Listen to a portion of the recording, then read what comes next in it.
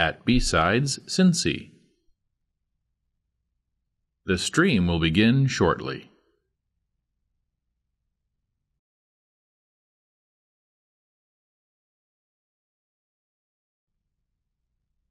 BSides Cincinnati 2016 is sponsored by GE Aviation, Ashland,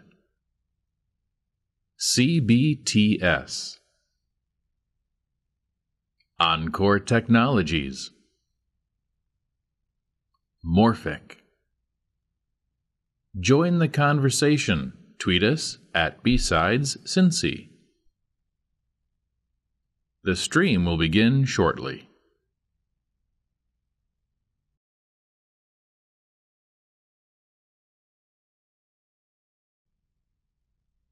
BSides Cincinnati 2016 is sponsored by GE Aviation, Ashland, CBTS, Encore Technologies, Morphic. Join the conversation. Tweet us at BSides Cincy. The stream will begin shortly.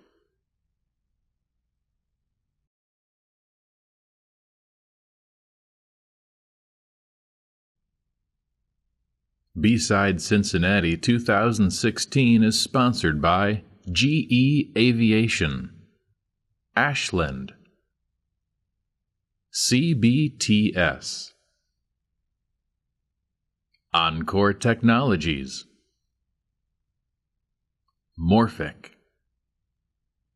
Join the conversation. Tweet us at BSides Cincy. The stream will begin shortly.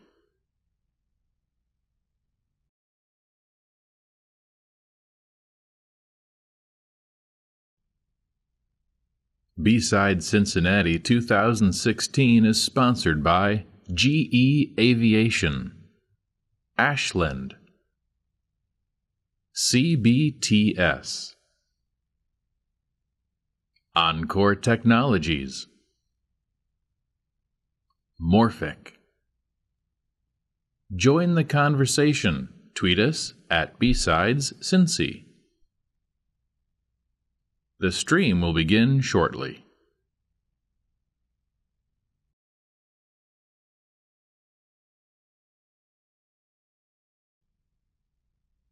BSides Cincinnati 2016 is sponsored by GE Aviation, Ashland, CBTS,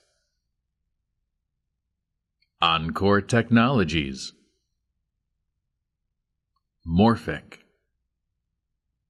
Join the conversation. Tweet us at BSides Cincy. The stream will begin shortly.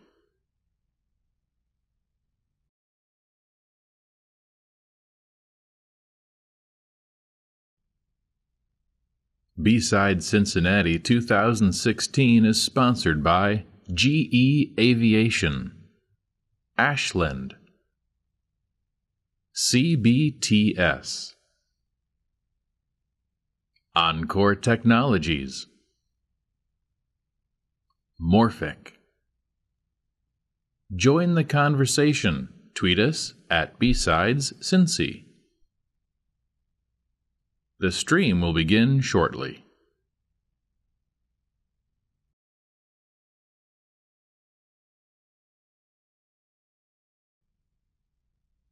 BSides Cincinnati 2016 is sponsored by GE Aviation, Ashland, CBTS,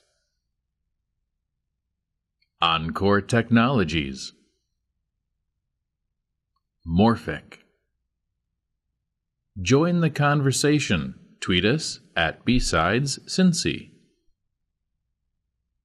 The stream will begin shortly.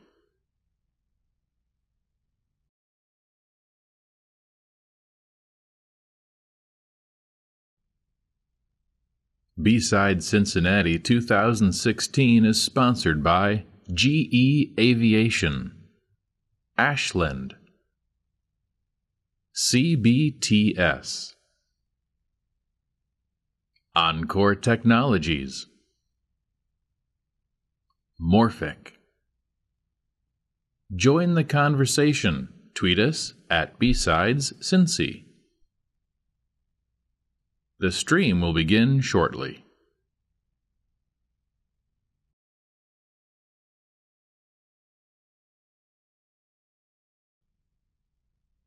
BSides Cincinnati 2016 is sponsored by GE Aviation, Ashland, CBTS, Encore Technologies, Morphic. Join the conversation. Tweet us at BSides Cincy. The stream will begin shortly.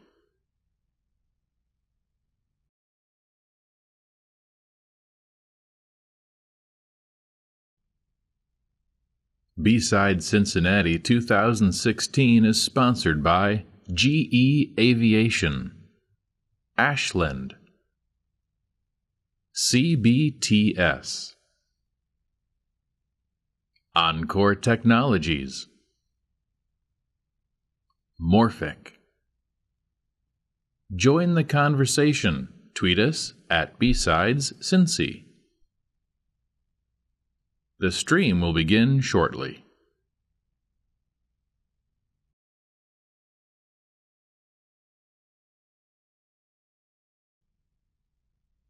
BSides Cincinnati 2016 is sponsored by GE Aviation, Ashland, CBTS, Encore Technologies, Morphic. Join the conversation. Tweet us at BSides Cincy. The stream will begin shortly.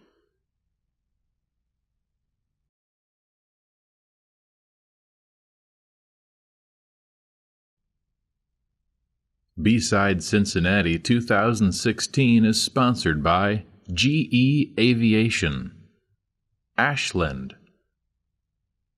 CBTS, Encore Technologies, Morphic.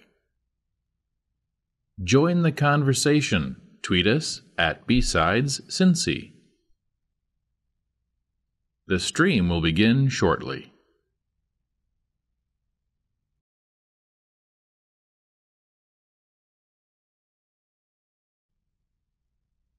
BSides Cincinnati 2016 is sponsored by GE Aviation, Ashland, CBTS, Encore Technologies, Morphic. Join the conversation. Tweet us at BSides Cincy. The stream will begin shortly.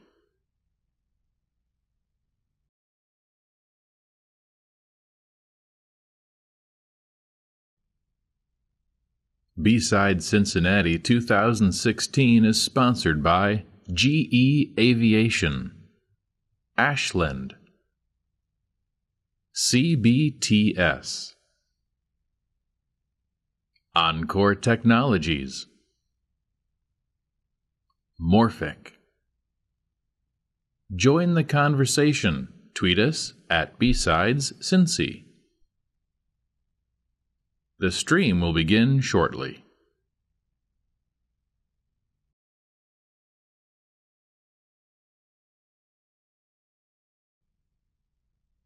BSides Cincinnati 2016 is sponsored by GE Aviation, Ashland,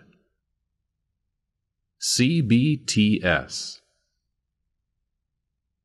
Encore Technologies, Morphic. Join the conversation. Tweet us at BSides Cincy.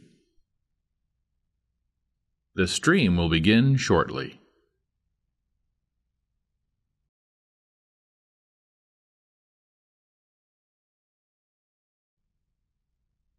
BSides Cincinnati 2016 is sponsored by GE Aviation, Ashland, CBTF. Probably have to project. Great. I think it feels fine in here. I'm always cold. Good. Good? All right. Ready to do now? We'll do it. All right. Do it up. Hey, everybody. Hi, Justin. Our next speaker is this fine gentleman. He's the threat intel leader at Ashland. His name is Nate Hausrath. All right. Thank you. All right. So first of all, my name's Nate. I like GIFs. I particularly like them during presentations because they distract the hell out of you. Look at this lovely thing. All right. So anyway, so about a year ago, I got the opportunity to come to Ashland from GE Aviation.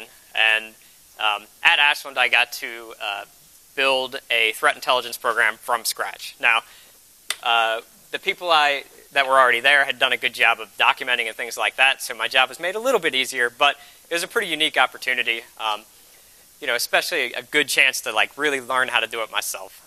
And it's been awesome, and so I kind of want to talk about some of the lessons learned and sort of the things that, all the little things you need to put together to do threat intelligence and do it correctly, because there are a lot of wrong ways to do it, it turns out. So let's start with something easy, goals. All right, so obviously before you do just about everything, you want to set your goals. So what are the goals of building a threat intelligence program? Why the heck would you do it, right? So first and foremost, it's really just about understanding the threats that your company faces. That's really it. From top to bottom, understanding those threats. But what that actually gives you is that you can take that and you can actually learn more about the risk of your company. Like what's the actual risk of these threats, the things that you are actually seeing. And that's really ultimately the goal of building a threat intelligence program. There's a lot that goes into it, but it pretty much boils down to that. So pretty simple. But again, how the heck do we do it, right? So I laid out a few simple things here. And this is really at a high level, this is how you do it, okay? So it all starts with communication. You have to be able to communicate both internally to the teams within your company, but also externally to other partners and other companies, and be able to talk about the things that you're seeing. So communication, 100% very important, right? But along with communication, once you start talking about the things that you might be interested in, then we want to really dig in and learn more about our enemies, the actors out there, the groups out there that are going to target our company or target us individually. So we want to learn more about them, and then from there we're going to collect a lot of information about these guys, try to figure out what they're doing, who they are, what they're after, and then we need to build things to help us automate it. Build things out to help us parse all this data, analyze it, and do things with it so we can draw conclusions. And then we start over, all right? And then we just keep doing it, right? So I guess we can recurse. That would be the fancy way to do it, or we can just loop while true, do this. So going a little further, we should really focus on who our customers are. And I mean that primarily internally. So who are our customers within our company that are going to use the intelligence that we generate, that are going to take all the data, all the conclusions that we draw, they're going to take it and use it in some way that makes their jobs easier, right?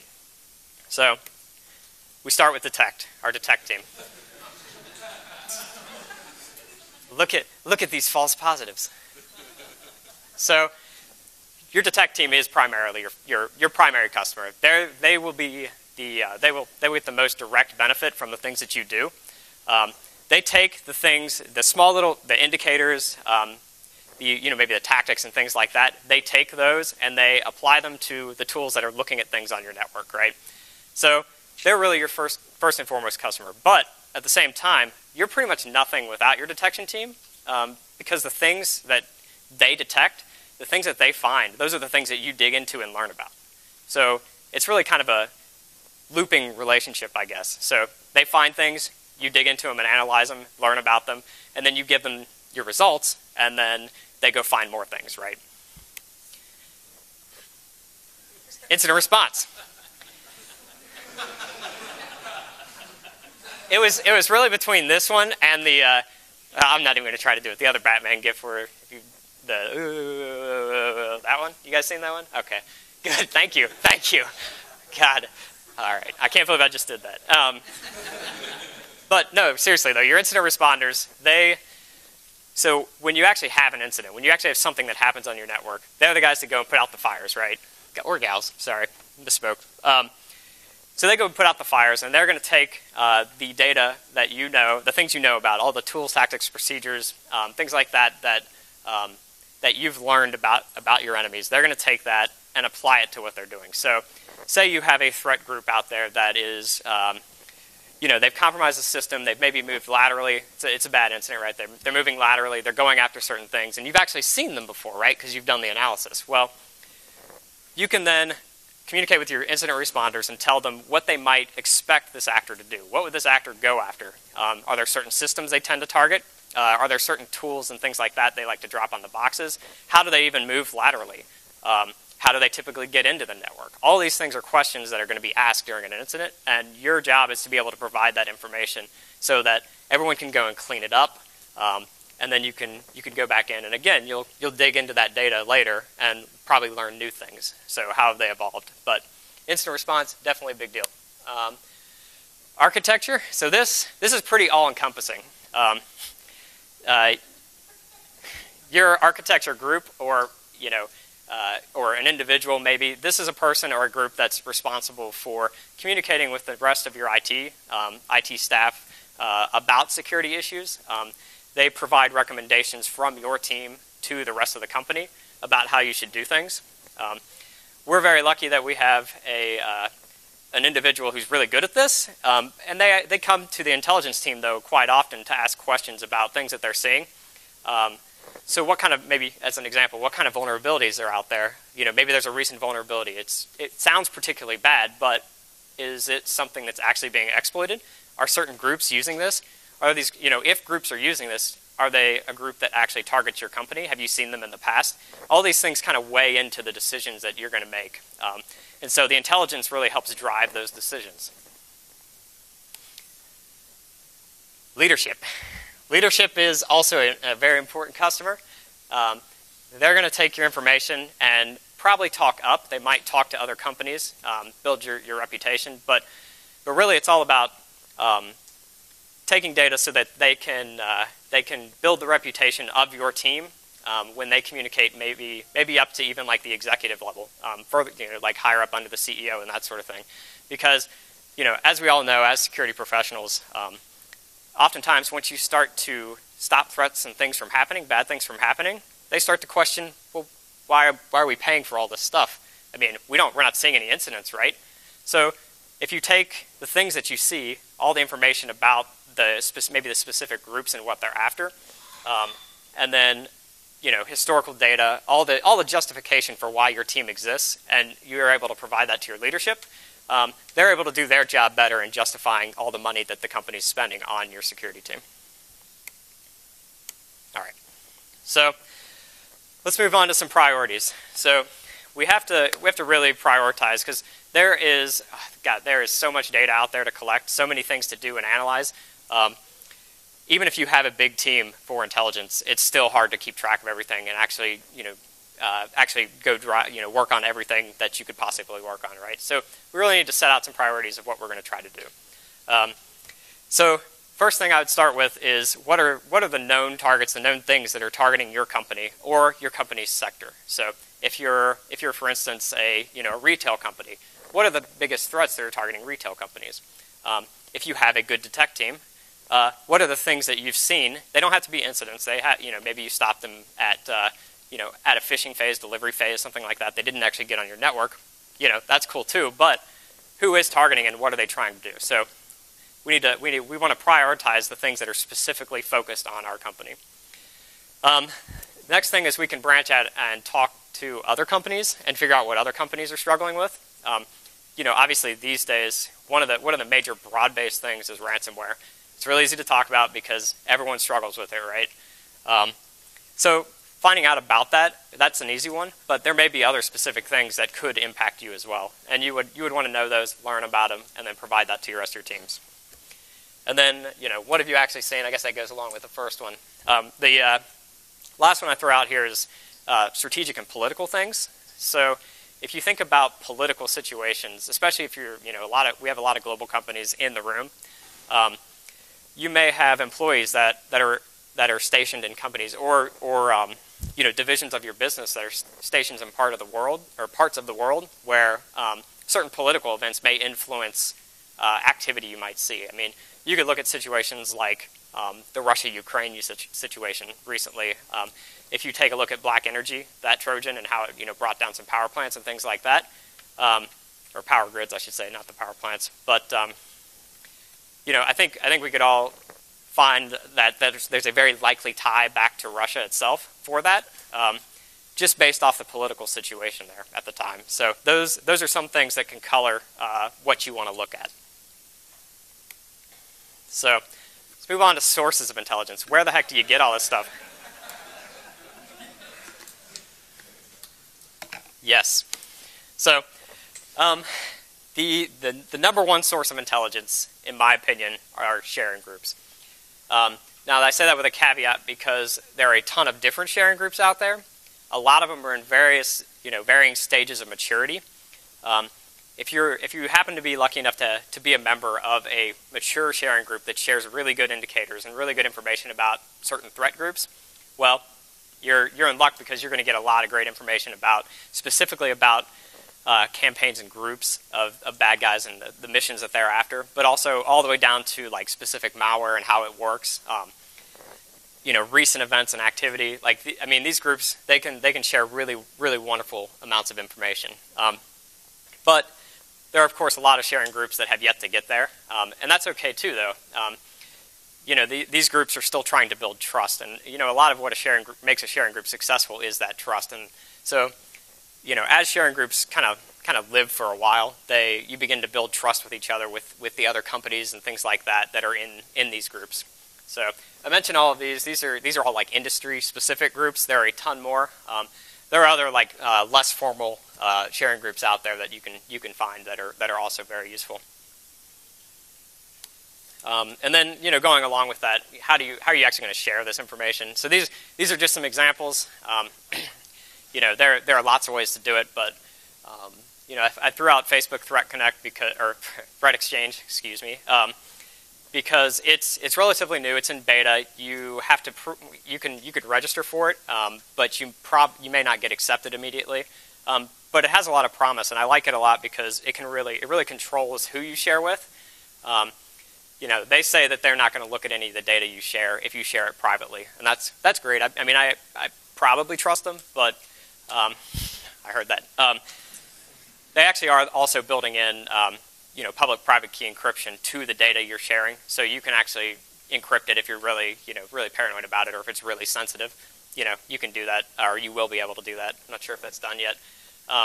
But it's all API based, which I really like. So you can really write your automation about pulling data and pushing data if you really want to, and you can really granularly, finely tune who you share things with. So it could be, it's like sharing with your friends lists, things that you build on your own Facebook, if you use Facebook, right? So you can share with your friends, or you can create little groups, that sort of stuff, or you can share with an individual. But yeah, I think it's great. It's got a ton of different indicator types and different, just intel types that you can share. So way, way more than most things. Then there's Threat Connect. It is a vendor, but I actually kind of like some of the stuff they're doing, although they don't have a ton of indicator types that you can share. But they do allow you to create individual communities and things like that, where you can share data within communities and kind of rank that data and whatnot. But so I like some of their approaches. And then it really doesn't have to be high tech either. Especially if you're getting started, you can share things via forums, via email, whatever you want. Just post out the information you've got of maybe an incident or things like that, and leave it up to the other person to figure out how they get it into their tools.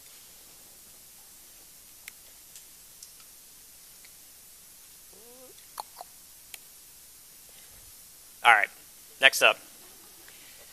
So another great source of information. Gosh, you guys are going to love staring at this while I talk about it. All right. Open source intelligence. So this could be things like vendor blogs, vendor reports, but it could also be just malware write-ups on some random dude's blog. It could be anything you search on Google. So basically anywhere out there on the internet that you can get information about things you're seeing, and then take that and apply it to your own company, your own systems. Great. That's what we mean by OSN. So I think it's a great source. It's a broad source, but you have to really take a look at some of it pretty closely. We'll talk a little bit about attribution later and other little fine details that get a little mixed up, but it is still a good source for things to look at and maybe things that are happening in the world, right? Feeds, yeah. So indicator feeds, right? Indicator feeds are they're big old lists of stuff to look for, right? Or at least that's typically what they're billed as. I think they are both good and bad. It really depends on how you apply them, because we run into issues about just we run into issues about just random things, just like lots of random indicators that get in there that don't have a lot of meaning. You'll get IP and domain lists that are bad IPs, bad domains, things like that. And if you just go look for those, I mean, they're going to light up your false positives. Who's your number one customer? Your detect team, right? They're going to come and lynch you because you've sent so many IP addresses that are just bad, and they're getting alerts on these bad IP addresses, and then they dig into them and they're like, I don't know, that was Skype or that was Tor. Like, why is that bad? I don't know. I don't know why that's bad. So I saw this is kind of an interesting quote that I took out of the latest Verizon DBIR, and really they were talking about analyzing all the numbers of indicator feeds that are out there, and they were comparing the indicators in each individual feed to all the other feeds that were out there. And what they found is that for basically each individual feed, like 97% of the indicators in that feed were completely unique to that feed. And what that tells me is that there's just so many indicators out there, and they're changing so quickly. So if you've got IP address, I mean, a lot of these indicators are IP addresses, domains, emails, like sender addresses, things like that. These are things that bad guys can change on, the drop of a hat. And they change all the time. They change automatically. So as you're getting these feeds, they're already out of date, and the bad guys have already changed to something else. So you really have to, kind of take that into context when you're talking about them. So what do we really want, though, out of this? Well, all these feeds actually can provide context to the things that you're seeing. So take for instance you get an alert, and we have an IP address feed of all known Tor exit nodes, for instance, right? So you get an alert. It may be on some network activity. Your system automatically presents an alert to your analyst, but it goes and it pulls information about these IP addresses, and the IP address, it actually will look and say, look against maybe a Tor feed and see is this a Tor exit node, and if so, maybe it provides context to the analyst. It says, okay, this thing is a Tor exit node, but it doesn't alert itself. It just kind of enhances the data. So I think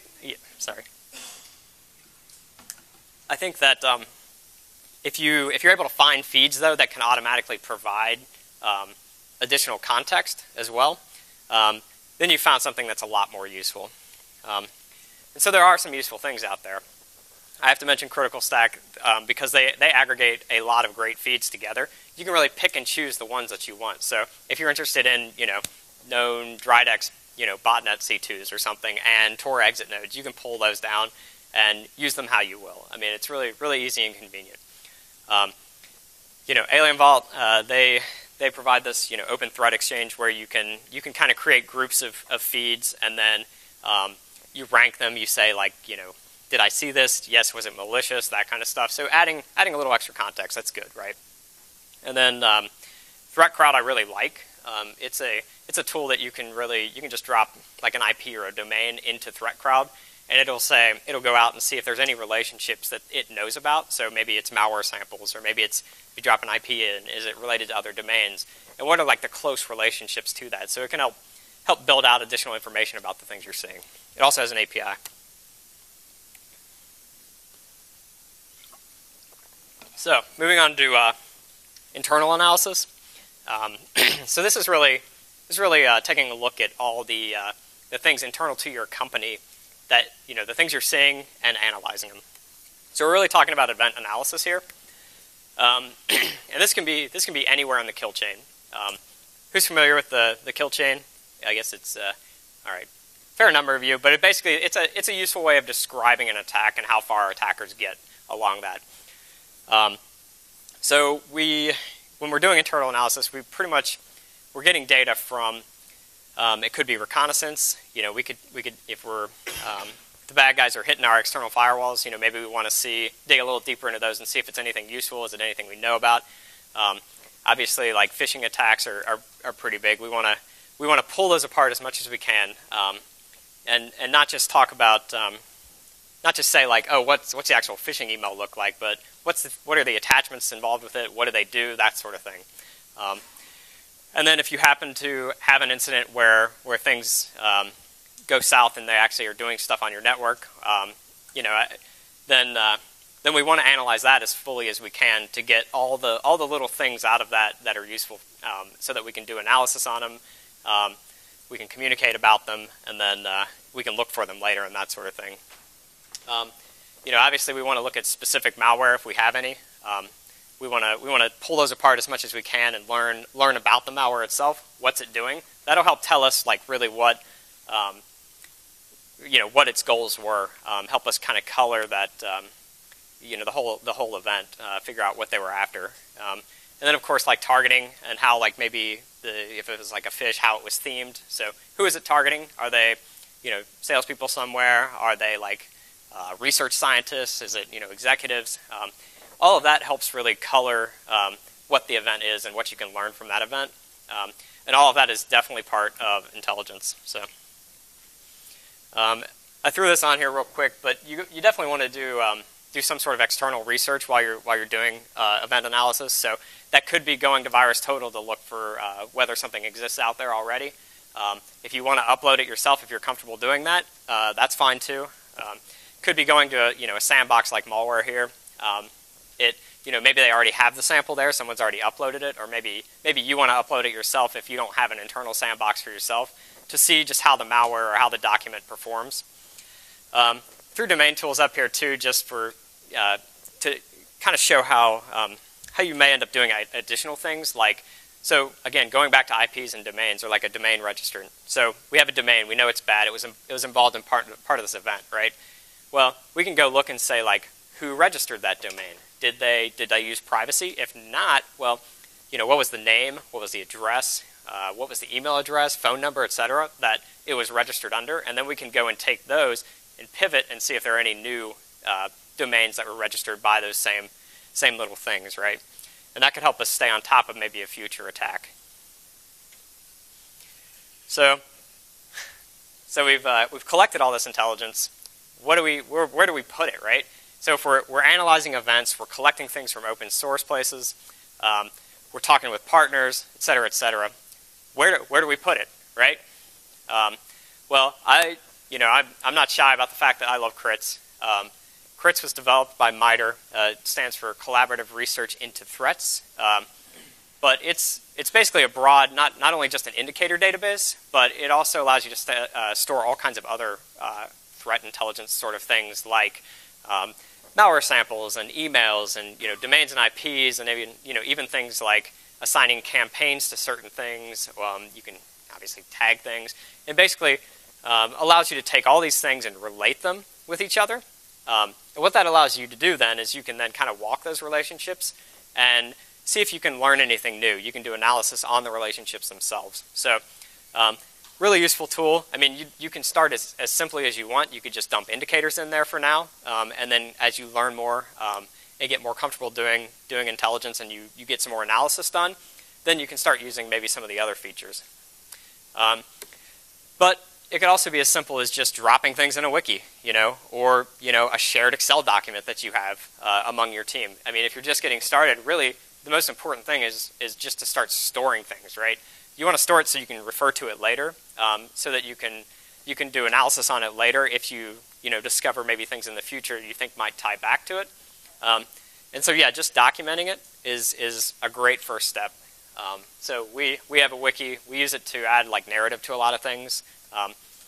We had a wiki at GE. It's useful even if it doesn't store the raw atomic data points and allow you to do other things, but it's good to have that narrative. Git is another thing.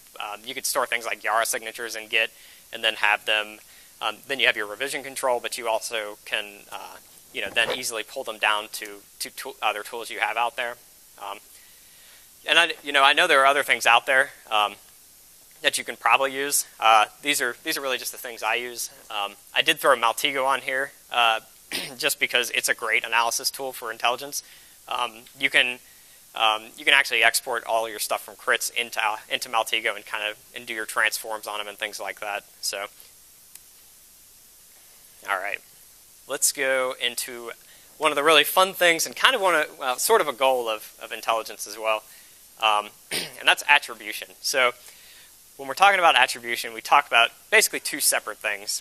We're talking about either malware family attribution, so what is the malware that we're seeing, or campaign attribution. So I'll get into both of them here. So starting with malware family attribution.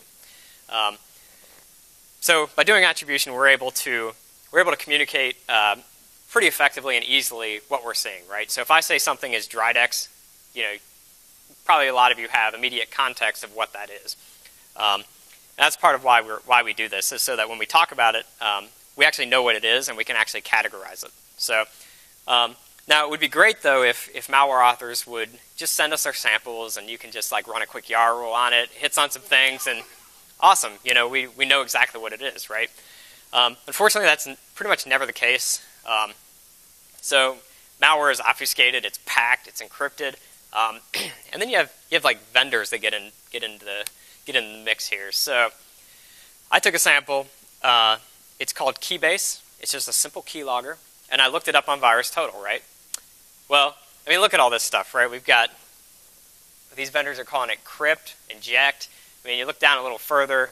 We're getting closer here. This one I've never heard of calls it Dark Comet. That's not quite right, but to be fair to this, I mean these are AV signatures, right? They're not necessarily meant to do attribution all the time, and also this sample it's packed, so it's kind of hard. The crypt thing probably applies, right? So they detect it. That's great. So I unpacked it and then tried, and I didn't upload it, but it wasn't on there. Great. Well, pivoting a little further, I went out to Trend Micro to see what they called it. They called it Kybex, and honestly, I've looked at quite a few of these. I don't see Kybex anywhere in Keybase. Like I don't know, maybe I've just got the wrong samples, but I don't know where they got this name, but that's what they call it. And then you see like Symantec calls it Chabibase. I don't even know how to pronounce that. Then there's Avast calls it a keylogger, so they're that's pretty close. And then Skia, I don't know what that is. I mean, this is a family of malware that has a freaking website, right? It's called Keybase. The author sells it to you on keybase.in. So I really only bring that up just to say that malware, like attributing a malware family to certain malware samples, can be really hard. It's useful, but it can be really hard, especially when you get into things that don't have a freaking website, right? So, I mean, there are plenty of things out there, plenty of tools that bad guys love to use. They're not publicly available. Maybe they're very narrowly targeted. What do you call those? I mean, you tend to find common ground within your team, and then hopefully you can figure out when you're talking about it when you're sharing with other groups. But it gets pretty hard. So, moving on to campaign attribution. so tracking campaigns. A campaign is really it's really something that is like the full attack. The group behind it, their mission. What are they doing? Who are they targeting? What are they after? So when we're talking about a campaign, we're talking about a pretty broad set of things. But it's useful to know, so we can really, when we're talking about a campaign, it brings a specific group to light, and all the tools, tactics, procedures, that kind of stuff, techniques, whatever you want to call it, all the TTPs that this group uses. So yeah, when we communicate about it, it'll instantly bring something to mind if your team knows about it and if you have it documented well. That's really our goal with that. So campaign attribution, especially when you're starting a program, it's a little difficult to really start out. But with a little persistence, you start to really get a clearer picture. So you start out by just grouping like activity together. So we're doing analysis on events that our company sees. And remember, we really do want to focus on the things our company sees, because those are the things that are the biggest threat to us. So we start doing analysis on those, and we start grouping like activity together. Maybe that is like a particular phishing theme that you see. Maybe it's a particular set of malware that you see. There's some that are easy. Like we could probably lump all DryDex stuff together for a little bit, right? We've lumped like things like all these keyloggers together, like Keybase or Hawkeye. But over time, you start lumping them together. You're gathering this data. You're putting it in crits or whatever you put it in, and then over time, as you see them more, or as you gather more information, you start to notice that the picture becomes a little more clear. And this honestly can happen kind of organically. But so over time, as you're getting more data, you learn more things, and then you can start to break little things apart, and you can realize you may realize that, oh, this delivery theme is shared amongst a bunch of different groups. So okay, maybe delivery is not a great indication of this type of campaign, but if we dig into the malware behind it, maybe we might learn that the bad guys might make some OPSEC mistakes, and they've left some web infrastructure open, and you can say like, aha, got you. I found some specific things for this group. I know who they are, and then when you start to see future events, it gets a lot easier to kind of understand how it all fits together. The one really important thing, though, when talking about campaign attribution, really attribution in general, is that you really don't want to be afraid to express confidence and or doubts about the data that you're talking about. Intelligence isn't always an exact science. You are dealing with imperfect data, so we really want to express confidence when we're talking about something. So if maybe we have an event, we only see it at the delivery stage. They've done a pretty good job at the OPSEC. Maybe they used a delivery service of some type, and it's really hard to tell like what is beyond that. Well, you could say like, okay, this fits a couple little things, but it's really low confidence that it matches this known group that we have internally. So that's okay, or it may match up perfectly, and you can be really confident that it's the group. But don't be afraid to express that. All right. So one other issue, vendors again. So vendors have kind of an incentive to make everything sound new and cool, like they discovered something really amazing for the first time ever, because it makes them look good. It draws publicity their way. Is anyone familiar with all these? Anyone tell me something about them, maybe? Maybe that they're all the same group? They're all the same campaign? So, I'm pretty sure they are. So they're all, if you actually look at a lot of the data with these, you find out they're pretty closely linked. So vendors, like I say, they really like to make things look new and interesting, but really they may all end up being the same thing. So you got to be aware of that as well when you're doing attribution. So moving on, we got data. We know what we want to do with it. The next best thing you can do, especially if you have a small team, is you automate everything. Automate as much as you can. Automation is wonderful. The computer does the bulk of the boring work for you, and you're left to go do some maybe cooler analysis or actually grab some more things and feed it into your systems. So it's very important. There are lots of steps to this, though. So this is where we're going to get into some specific tools. The first thing you need to automate is indicator collection, or just collection of data in general. This isn't by any means the only way you can do it. I started with a tool called IOC Parser. I forked it on GitHub, and then started to build my own to fit crits more than anything. and to do a few little different things.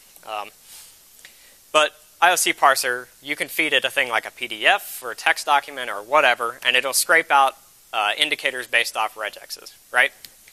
And you can then take those indicators, you can throw them into crits, and there you go, you got them in, right?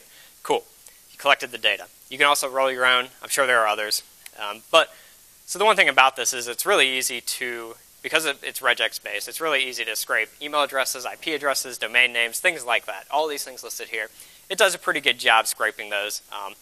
Now, I can't obviously know when you're talking about, something like a Google IP address versus, an actual bad actor IP address, but, hopefully you can filter that out later. But there are certain things it struggles with that are still pretty nice to collect. So things like file names with spaces, right? I mean, it can't tell you that there's a space there. It doesn't know that. That is actually part of the same exe. Mutexes, they're really just strings, right? Strings themselves, Windows services, et cetera, et cetera. So there are things that it struggles with because it's regex-based. But one of the things we want to do is we want to find creative ways to continue to automate this.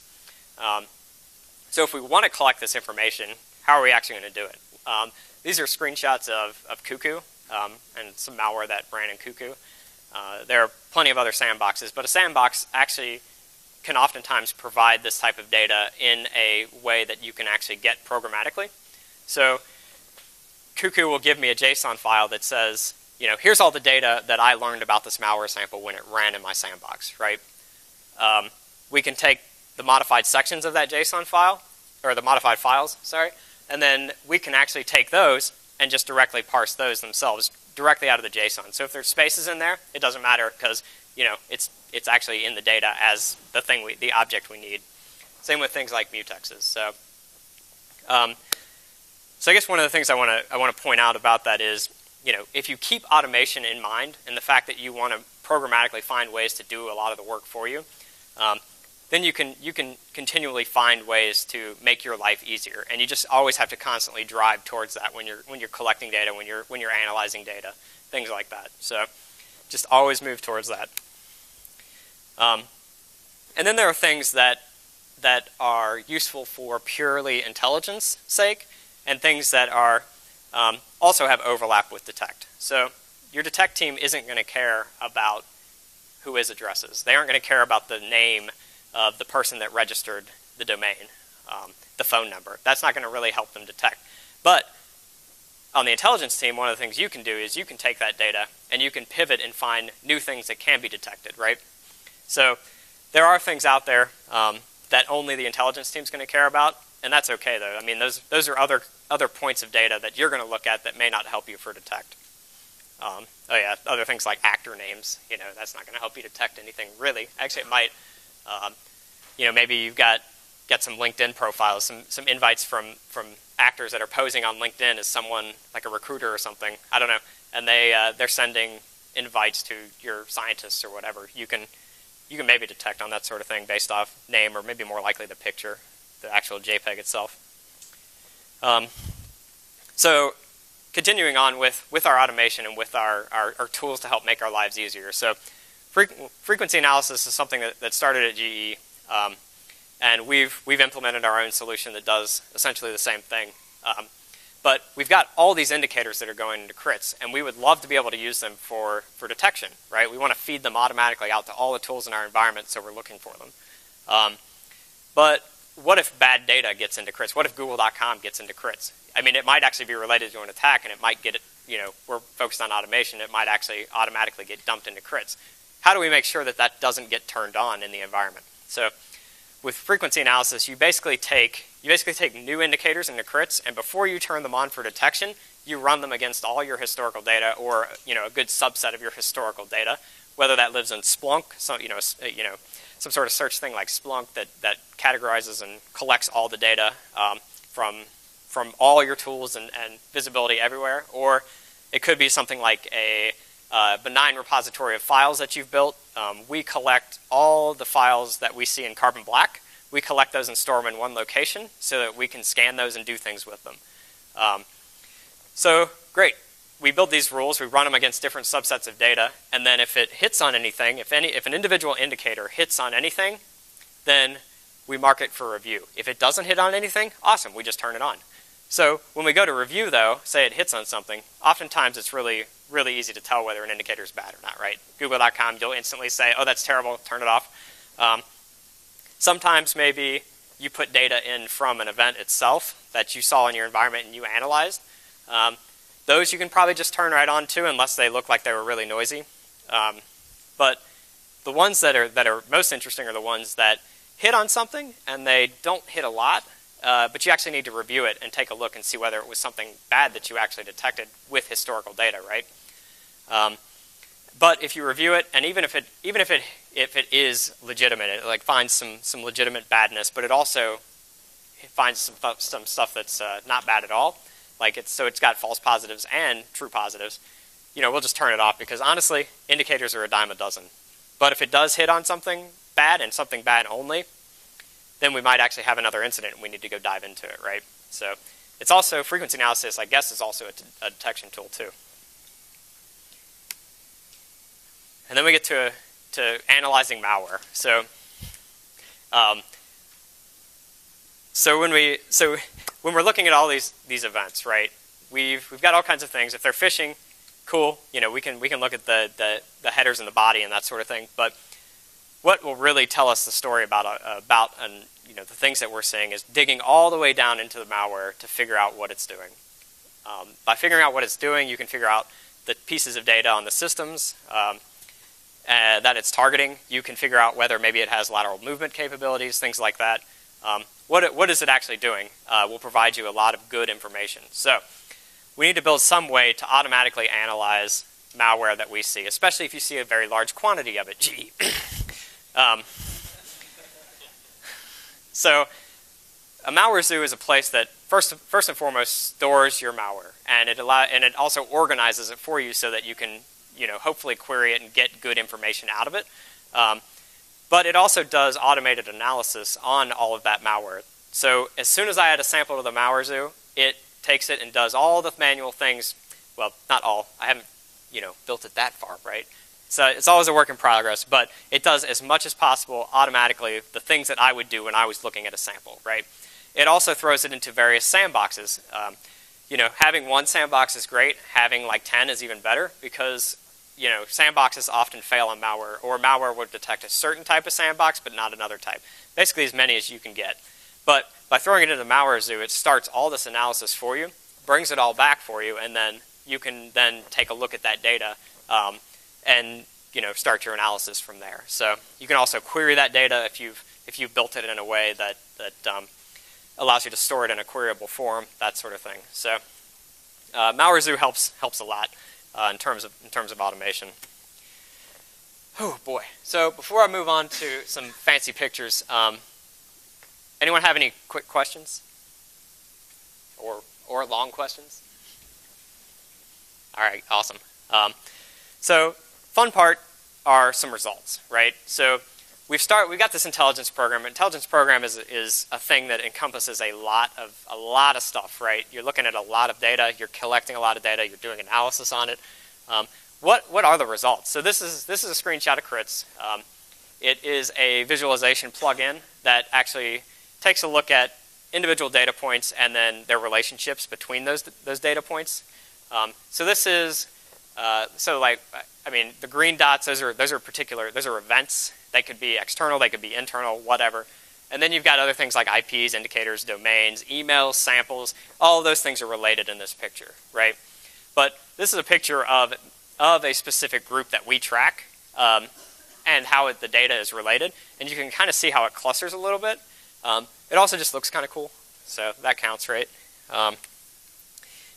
If you go in a little closer, you can see a lot more details about that data. So this is a particular node of a FireEye report on a piece of point-of-sale malware called NitLove. It's cool there are all the indicators from that report, but then there's this little kind of offshoot for an IP address that is connected to some other stuff. And so, that might be connected to something that you've seen internally. It might be connected to another report. But by visualizing data like this and taking a look at the relationships, we might find connections and maybe attribute this to a campaign that we track that we didn't know about otherwise. But that's why you build these relationships. This is a nifty little picture. It's kind of hard to see, actually, isn't it? Oh man, that sucks. It looks like a star field. It looks like a galaxy almost. But it's basically a picture of the relationships between all of our data and crits from a really macro perspective. So it's a cool picture. If you want to see it up close, it looks better on my screen. I think it looks awesome. But if we dig into this one, that is hard to see too. But this is a cluster of Brazilian activity that we've seen, and there are obviously a ton of relationships between this activity. So to me, it shows the same. Basically, it's very similar group or the same group, and this is all the activity that we've seen or collected from them. So this is kind of a shout out to why you might want to dig deeper, really deep into collecting or really doing close analysis of the malware you find, right? So take Dridex, for example, a little banking Trojan we've all heard about, right? Little piece of malware. It has differing botnets.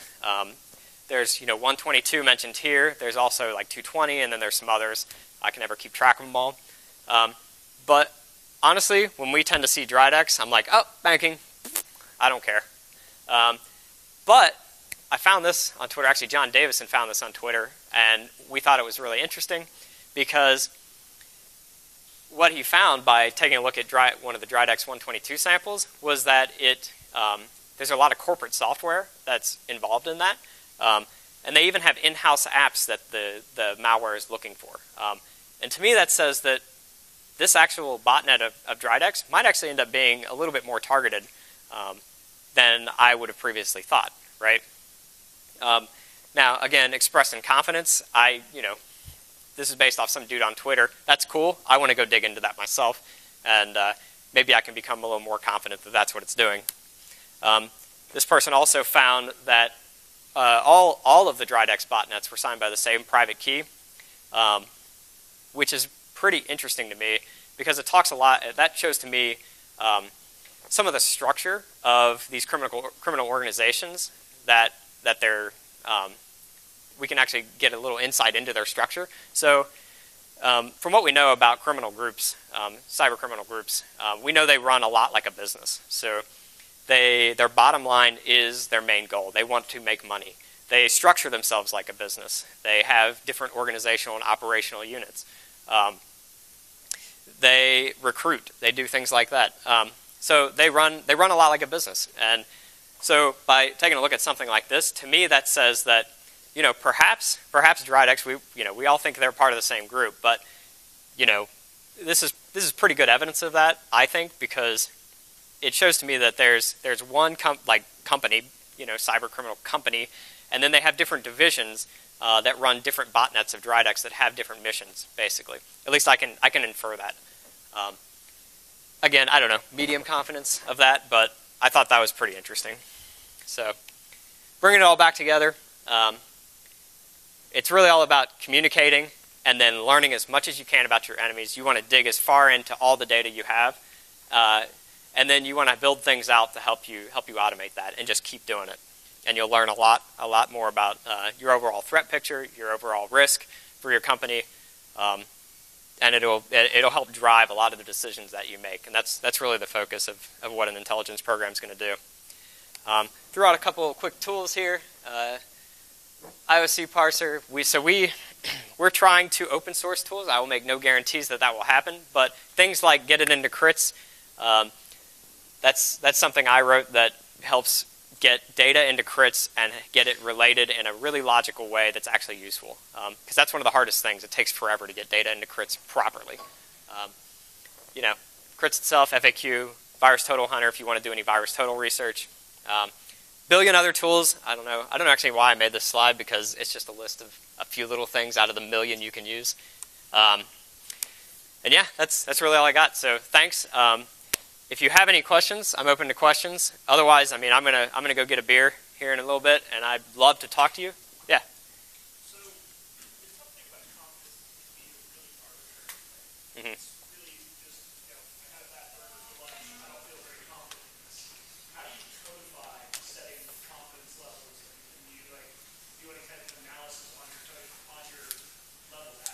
Yeah, that's a great question, actually. Question is really how do you codify confidence? How do you actually add more structure around confidence of indicators? Since it, as you say, it can be really about like the burger you ate for lunch, or the black bean burger in my case. So yeah, that is a really good question. I mean, so when I put data into crits, I mark everything with a confidence that I think it is. That can certainly be changed later, although I'll admit that I don't get to that very often because there's obviously just so much data. But yeah, I think it really does kind of come down to gut feel and what you're seeing on the screen and how it's connected. But I think you can add confidence based off relationships that you build. It takes some effort to get to that point because really the first thing you're going to do is just try to get the data in, get those indicators in. That's really the first thing you're going to do. And then as you mature a little bit more in your program, maybe you get some help, some more resources that can do some work. Then you can start to build those relationships and figure out, kind of walk the relationships, and that can help build maybe your overall confidence rather than maybe specific indicator confidence and that sort of thing. So, Coleman.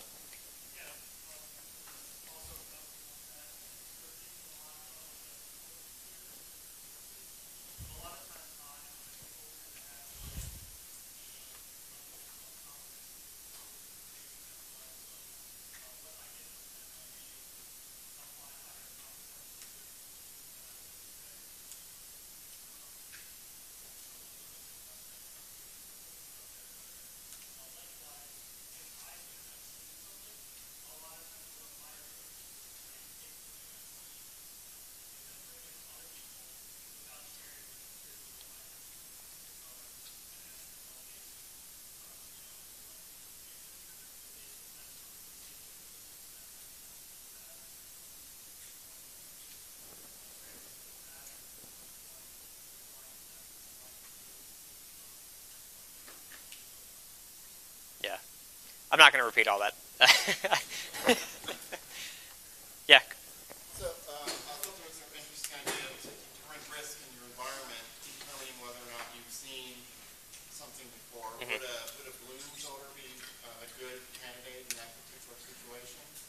Determine whether or not you've seen this in your environment? Yeah, I'm gonna be embarrassed and admit that I don't really remember what that is specifically. A bloom filter is a statistical way to determine whether or not you've seen a piece of data or not. Oh, cool. Yeah. So he's talking about bloom filters, and I mean, if it, as you say, if it's a statistical way to find whether you've seen things before, I think that's definitely something I would want to check out. I would have to learn it again, or for the first time maybe. Yeah.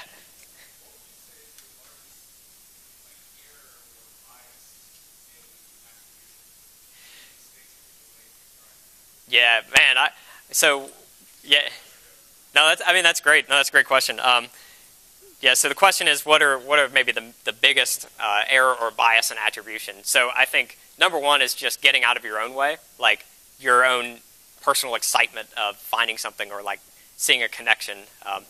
And I think it kind of goes back to what the question Chris asked, which was, how do you more of like deterministically build your confidence in things rather than like have it be based off a gut feel.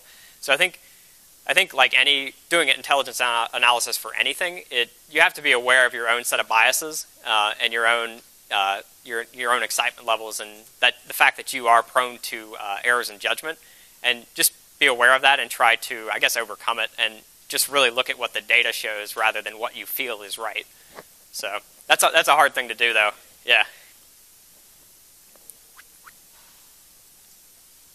Oh God. Hey, Ben.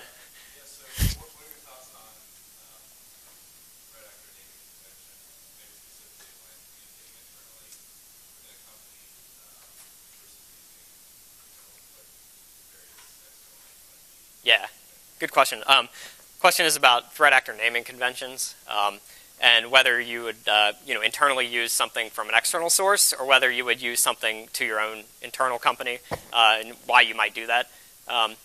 So I would start by saying it kind of depends on. I think you should probably come up with your own internal naming convention, unless you're part of a group, sharing group, or something that has pretty well defined campaign naming conventions that you can just borrow and use. But coming up with your own allows you to, like I pointed out with the vendor slide, is when you get different vendor reports, rather than relying on what they call it, you're able to lump the things together that you see, that you have the data to support. So if you call any of those things something internal to yourself, you can start to relate multiple things to that rather than going by maybe the different things that they call it. The other kind of caveat too is within sharing groups themselves, they may be sensitive to leakage of their campaign names. And if that's the case, or you think that's the case, you may want to rename things internally just so that you can be sure that you aren't a source of leakage for like a campaign name from another group. So, yeah.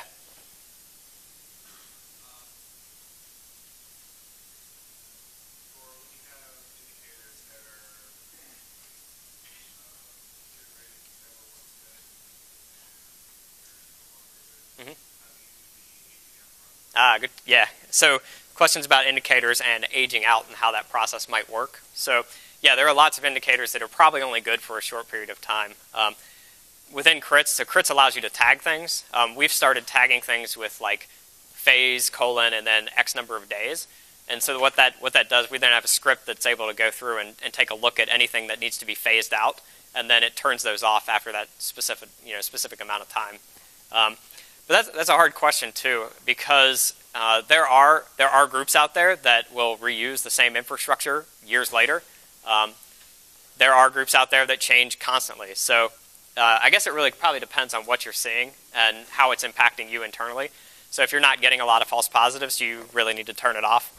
Probably not, but if you are, then yeah, you probably want to explore some sort of strategy to phase things out.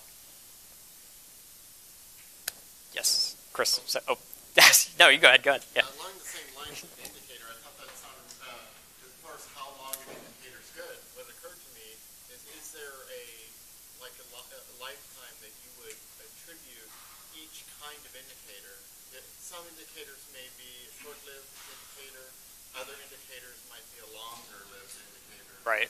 Yeah. So this question's about indicator types and how that influence how long you may keep it active or not. Yeah, I think it does have. I would have some influence. For instance, a mutex is probably something you can just keep on forever. But an IP address or a domain name, that's probably something that you'd want to phase out pretty quickly, depending on the group. So yeah, it really depends again. But yeah, there are cases where some types will be longer lived than others. Yeah.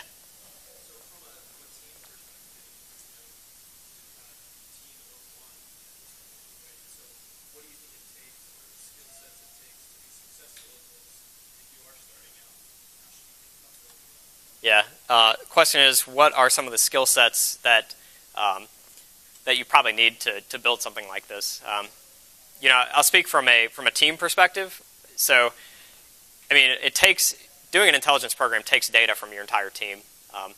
So it is important to have strong detection capabilities. It's important to have management that understands why you're doing intelligence.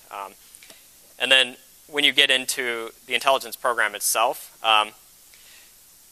yeah, I mean, I think when it comes to like maybe automating some of the stuff, it takes, I write scripts all the time, so it takes probably some programming know-how if you're going to do that.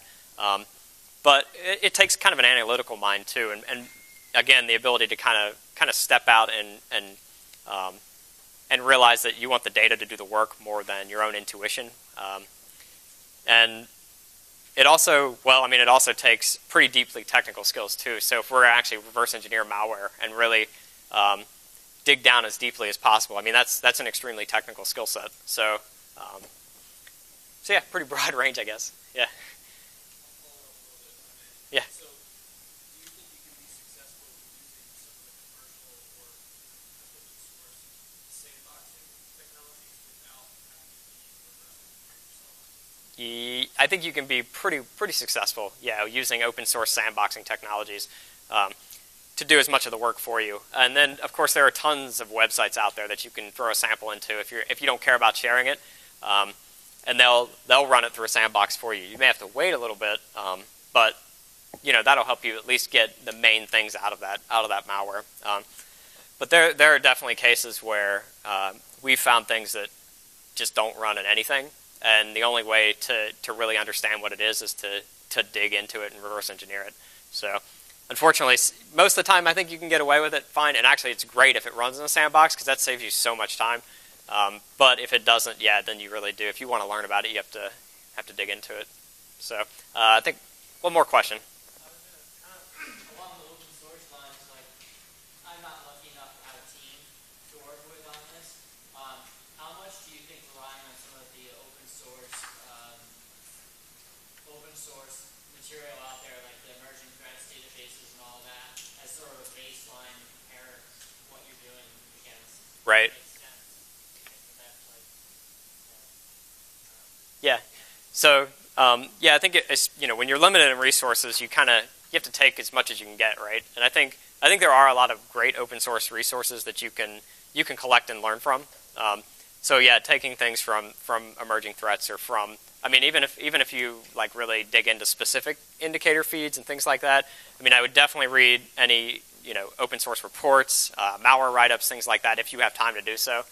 Because obviously time is limited, but you can get a lot from there. It's just sometimes hard to connect it all together. But you can do it. So we're pretty much out of time. So thank you very much. Come talk to me. I'd love to hear what other people are doing and how you're approaching a lot of this. So thank you.